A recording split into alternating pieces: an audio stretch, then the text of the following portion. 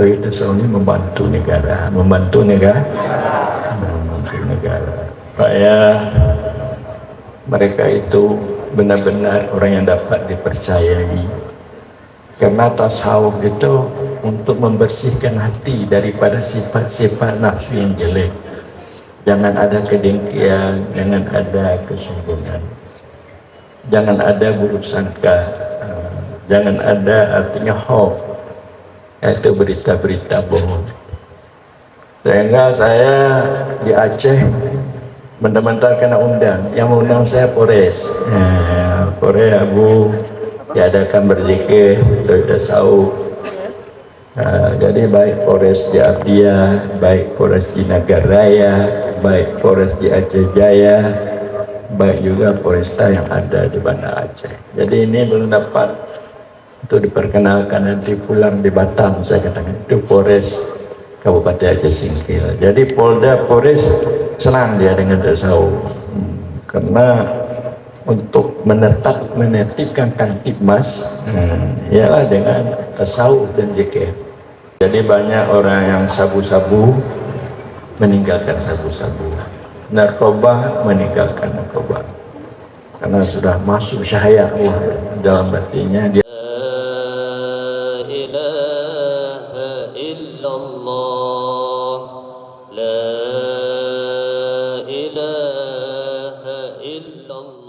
pada malam yang berbahagia ini kita telah dapat sama-sama hadir di lapangan Kota Batam dari Aceh. Itu mungkin lebih 500, ada 1000 lebih dari Aceh, dan juga dari Malaysia. Bagaimana Pak penyampaian Pak Razali, lebih 60, 70, dari Jakarta ada 200, dan juga dari Gorontalo saya lihat ada tadi Dr. Hamdan sebagai Wali Nangro Gorontalo, dan juga ada dari Manado Pak Haji Rifai, Tengku Ahmad Tatau, dan juga Tengku Mus Ansar, dan teristimewa ada dari Cibinong Bogor Bapak Jenderal Budi, dan juga guru kita Tuan Muhammad Saleh dari Malaysia juga ada rombongan, beliau datang. Dari Pak Dede ya, Pak Dede dengan ibu-ibu ibu-ibu dari Sumatera Barat. Jadi kita berkumpul bersama-sama hingga kita dapat hadir bertatap muka dengan Bapak Gubernur Kepulauan Riau, dengan juga Bapak Ketua DPR di Batam, dan juga dengan pengurus atau panitia pelaksana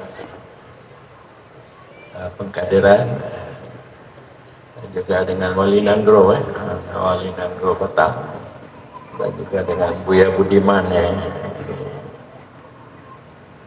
Jadi baiklah, saya sampaikan latar belakang maka diadakan di Batam ini. Pada waktu pengkaderan Tauhid Tasawuf Internasional, maka saya ditemui oleh MUI Batam. MUI apa itu saya sudah lupa nama. Abu mau ke Batam? Ya Usman, itu apa? Nanti di sana Bu kita buat yaitu satu muzakarah mengenai Tauhid Tasawuf. Kenapa? Karena di Batam ini banyak sekali aliran-aliran kebatinan, kata beliau. Jadi banyak di Batam itu aliran-aliran kebatinan, tetapi tidak yaitu dipimpin oleh seorang alim ulama. Berarti aliran kebatinan ini tidak didasarkan oleh ilmu, oleh ulama. Jadi bagaimana aliran kebatinan di Batam, tapi tidak yang membawa aliran ini ulama. Jadi saya yakin bahwa Abu adalah salah seorang dari ulama. Jadi kalau Abu mau ke Batam, syukur sekali. Karena Abu membawa aliran ini, Abu ulama. Jadi insya Allah lah saya katakan, nanti kami akan datang ke Batam. Jadi yang dimaksud aliran kebatinan ini, aliran tasawuf. Aliran tasawuf, tarekat, bagaimana kita untuk berkemauan dekat dengan Allah, bagaimana supaya kita berakhlak yang mulia, bagaimana kita supaya dapat kita memandang wujud Allah, supaya cahaya Allah ini masuk, cahaya kasih sayangnya, cahaya kehebatannya, kebesarannya masuk dalam batin kita, sehingga kita dapat lupa selainnya. Karena kita yakin Allah itu yang menghidupkan kita, yang mematikan kita, yang memberi rezeki, yang melepaskan ikan di laut, Allah. Dan juga Allah yang berikan kedudukan, pangkat, harta. Itu kalau kita orang yang beriman, siapa itu semua? Allah. Maka oleh karena itu kita harus bersyukur. Bersyukur artinya mengingat Allah dan sifat-sifatnya dan melakukan taat buat ibadat yang baik, mencintai Allah dan Rasul. Para hadirin hadirat sekalian, maka setelah itu saya mengutus Wali Nandro dari Jakarta untuk pergi ke Batam, menemui kawan-kawan di Batam, Pak Nur dan kawan-kawan. Iya, diadakan di Batam atau bagaimana? Jadi sampai di sini saya dengar MUI pun sudah goyang. Makna goyang nih artinya ragu-ragu. Ragu-ragu artinya ini Abu bagaimana nih MUI ragu-ragu. Makna ragu-ragu ini artinya tidak sepenuhnya untuk berkemauan membantu diadakan seminar pengkaderan. Tadi beliau melapor kepada saya, tapi tidak apa, ada ketua DPR, ada ketua DPR di Batam, Bapak Nur juga namanya. Jadi beliau sangat senang dan beliau membantu. Pak Gubernur kemana? Membantu juga, memang. Jadi kalau sudah Pak Gubernur bantu, Pak Ketua DPR dibantu, Pak Wali Kota bagaimana? Dia takut jangan diadakan di masjid. Nanti itu banyak orang yang nantinya menjelek-jelekkan pemerintah negara, sehingga saya dipanggil ke Kapolda. Saya katakan itu tidak, itu soalnya membantu negara, membantu negara. Supaya mereka itu benar-benar orang yang dapat dipercayai. Karena tasawuf itu untuk membersihkan hati daripada sifat-sifat nafsu yang jelek. Jangan ada kedengkian, jangan ada kesombongan, jangan ada buruk sangka, jangan ada artinya hoax, yaitu berita-berita bohong. Sehingga saya di Aceh benar-benar kena undang, yang mengundang saya Polres. Polres Abu diadakan berzikir, tasawuf. Jadi baik Polres di Abdia, baik Polres di Nagaraya, baik Polres di Aceh Jaya, baik juga Polresta yang ada di Banda Aceh. Jadi ini belum dapat untuk diperkenalkan, nanti pulang di Batam saya katakan itu Polres Kabupaten Aceh Singkil. Jadi Polda Polres senang dia dengan tasawuf, karena untuk menertibkan Kamtibmas ialah dengan tasawuf dan zikir. Jadi menertibkan Kamtibmas dengan tasawuf zikir. Jadi banyak orang yang sabu-sabu meninggalkan sabu-sabu, narkoba meninggalkan narkoba, karena sudah masuk cahaya Allah dalam batinnya. Dia sadar, dia melihat itu kesalahan-kesalahan, ya bertobat, dia teringat bahwa hidup ini tidak selamanya, hidup akan mati, akan mati. Jadi ada yang menangis, jadi begitu. Banyak yang fasik jadi taat, yang jahil mencari ilmu. Sehingga saya buat di seluruh Aceh posko-posko. Posko-posko ini tempat kumpul-kumpul untuk membahas ilmu ketasawufan, untuk memperbaiki nafsu. Karena nafsu ini jelek adalah nafsu amarah, jadi ditingkatkan supaya menjadi nafsu mulham, lawamah, tingkat mulhamah, tingkat kepada nafsu mutmainnah. Jadi tingkat cinta ini di nafsu mutmainnah. Adik dapat berakhlak yang bagus, dapat cahaya keberadaan Allah masuk ke dalam hatinya, hilang waswas. Jadi kalau di dasar nafsu mutmainnah, dasar cinta, maka kita mudah untuk melakukan amal-amal yang baik. Sebagaimana penyampaian tadi oleh Sekjen Tauhid Tasawuf ASEAN, cinta itu adalah perpaduan daripada kemauan dan rasa dekat. Jadi cinta adalah perpaduan daripada kemauan dan rasa dekat. Kemauan ini didasarkan kepada pengetahuan, maka baru kita berkemauan. Rasa dekat itu ini adalah didasarkan kepada tajalli, terlihat cepat-cepat kebaikannya. Saya tahu umpamanya si Fatimah, seorang perempuan yang salehah, itu ilmu. Kemudian saya berkemauan untuk dekat dengan Fatimah.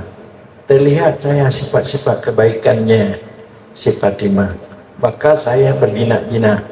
Artinya makna berjinak-jinak ini mau ngomong, mau ngobrol, lalu saya bercita-cita, hai Fatimah, maukah kamu saya sebagai suamimu? Ini ya. Itu ibu-ibu cinta aja. Jadi begitu juga kita dengan Allah, kan? Kita tahu bahwa Allah itu yang menciptakan alam semesta, menciptakan kita semua, memberi rezeki. Adakah berteman Allah membuat dunia langit ini dengan orang lain? Apakah berteman Allah membuat kita dengan ibu ayah kita? Tidak. Adakah berteman Allah untuk menjadikan Pak Gubernur sebagai gubernur? Tidak. Maka nampaknya Allah itu penyayang sekali. Jadi setelah kita tahu, maka kita dekati, berkemauan tadi, berkemauan dekat. Terlihat kita kebaikan, kebagusan, kebaikan Allah. Maka dengan demikian, di samping kita hadir di hadapan Allah, kita lalai memandang, menyaksikan perbuatan, sifat dan wujudnya. Hilang kita, artinya tidak teringat kita kepada alam semesta. Inilah yang dimaksud dengan tauhid irfani. Inilah yang dimaksud dengan ketuhanan yang maha esa. Jadi negara kita didasarkan kepada ketuhanan yang maha esa, bahwa memerdekakan negara ini Allah tidak berteman dengan kita. Kalau bukanlah umpamanya negara ini dulu, Jepang itu dibom oleh oleh Amerika, sehingga Jepang lari dari negara kita ini, kita belum tentu merdeka. Walaupun bagaimana usaha kita belum tentu merdeka. Ini adalah rahmat Allah. Jadi kepada Allah kita sudah lupa, kepada Tuhan yang Maha Esa kita sudah lupa sebagai warga negara. Ini untuk meningkatkan ketauhidan, untuk menjadi Muhammad suri teladan yang baik, manusia adil lagi beradab. Saya kurang sependapat kalau saya menafsirkan bahwa kerakyatan yang dipimpin oleh hikmah kebijakan itu demokrasi. Tapi demokrasinya harus didasarkan kepada ketuhanan yang maha esa, kepada manusia yang adil lagi beradab. Tapi ini dalam permusyawaratan baik eksekutif legislatif tidak mau mendasarkan ketuhanan yang maha esa, tidak lagi mendasarkan manusia adil lagi beradab, tapi mendasarkan kepada kelompok-kelompok masing-masing, kepada partai mereka masing-masing, kepada golongan mereka masing-masing, kepada tempat tinggal mereka masing-masing. Boleh, tetapi harus dengan dasar ketuhanan Maha Esa. Jadi kita bisa aman, bisa damai, bisa satu. Satu kita apa? Satunya dengan keimanan, percaya kita kepada Tuhan Yang Maha Esa, percaya kepada manusia adil lagi berada. Ini sebagai dasar negara kita. Jadi kita menjaga dengan ketakwaan, memelihara undang-undang, peraturan, kanun, memelihara perintah-perintah Allah, menjauh larangannya, dan juga kita bisa berkasih sayang. Satu, berarti Batam dengan Aceh satu. Bukan saja di negara kita ini satu, Batam dengan Malaysia satu, juga bisa berkasih sayang, bantu-bantu sama kita. Jadi ini sebenarnya yang menjadi tujuan kami, supaya ini bisa terikat, terjalin kasih sayang. Para hadirin hadirat sekalian, mudah-mudahan nantinya kita besoknya ya akan mengadakan mudzakarah, diskusi apa itu tauhid irfani, apa itu akhlak yang bagus, apa itu nafsu mutmainnah yang harus kita mendapatkannya, apa nafsu amarah yang harus kita jauhkan, bagaimana ibadat kita benar dengan cara rukun yang benar, ikhlas, khusyuk, hudur hati kepada Allah Subhanahu wa taala. Ini bahasa jangan Anda asal sembahyang aja. Anda sembahyang, tetapi hati Anda tidak sembahyang. Kita sembahyang dengan mengucapkan Fatihah, cara rukun yang benar. Hati kita tidak sembahyang, tidak teringat Allah, tidak hudur, tidak khusyuk. Maka sembahyang kita ini mendapat wailun lil musallin alladzina hum fi salatihim alladzina hum an salatihim sahun. Celaka bagi orang sembahyang mereka lupa, lalai lah, bukan kat aflahal mu'minun alladzina hum fi salatihim khasyu'un.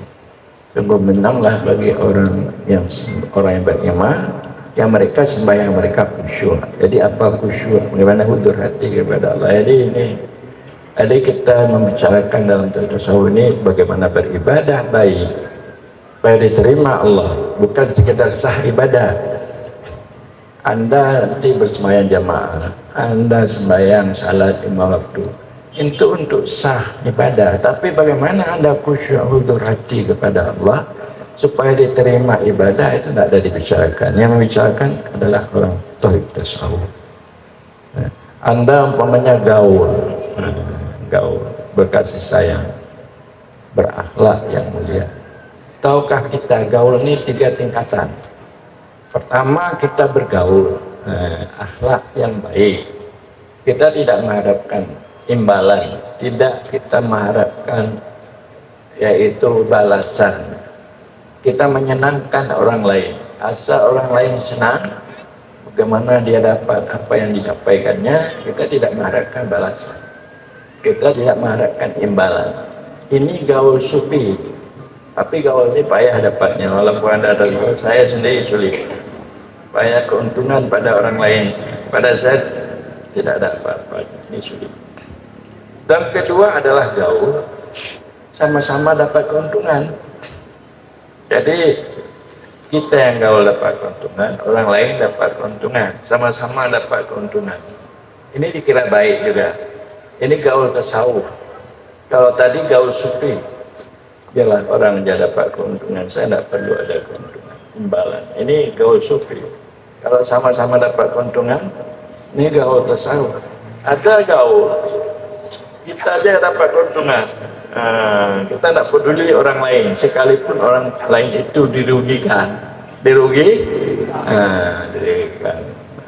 ini tidak bertasawuf. Jadi yang banyak orang gaul yang seperti itu, orang lain dirugikan, asal dia untung, Jadi gaul hablum minan nas yang seperti itu boleh dalam ajaran tasawuf. dan ajaran tasawuf harus sama-sama menguntungkan, sama-sama. Ibu-ibu, supaya ibu-ibu, suami ibu-ibu untung, ibu-ibu kok jangan saja ibu suami yang untung, ibu-ibu rugi. Maukah itu sebagai suami ibu-ibu? Tidak. Jadi ini perlu. Jadi kalau dapat gaul sufi, ini gaul tinggi, gaul para wali-wali Allah. Tadi ini juga diajarkan di dalam ajaran ketasawufan yang sufi. Jadi demikianlah barangkali penyampaian apa yang tadi dibacakan, itulah merupakan tulisan saya sebagai khutbah kita dan bagaimana mengenai negara dan agama ini, bahwa kalau kita bernegara, hidup kita, zahir kita senang, tapi batin kita tidak senang. Tidak saya? Tidak. Mengapa? Karena di negara tidak diajarkan iman kamil. Iman kamil. Jadi orang yang senang, orang yang ada iman kamil. Ini negara kita mengajarkan iman kamil. Adanya rasa dekat Allah, rasa dekat. Rasa dekat kita perhatikan oleh Allah, kita dilihat oleh Allah. Apapun yang kita lakukan itu dari Allah. Jadi dengan agama ini. Jadi kalau kita beragama iman kamil, sebagai warga negara yang baik, negara ini akan bagus. Tidak ada korupsi, tidak ada narkoba, tidak ada penyeleweng menyalahkan jabatan, ya, mempergunakan jabatan. Ini seperti kami di Aceh lah dulu, tapi di Batam ini tidak. Di Batam orang bagus-bagus semua, orang baik-baik semua, pemerintah baik, rakyatnya baik. Amin. Demikianlah, wallahu a'lam bishawab.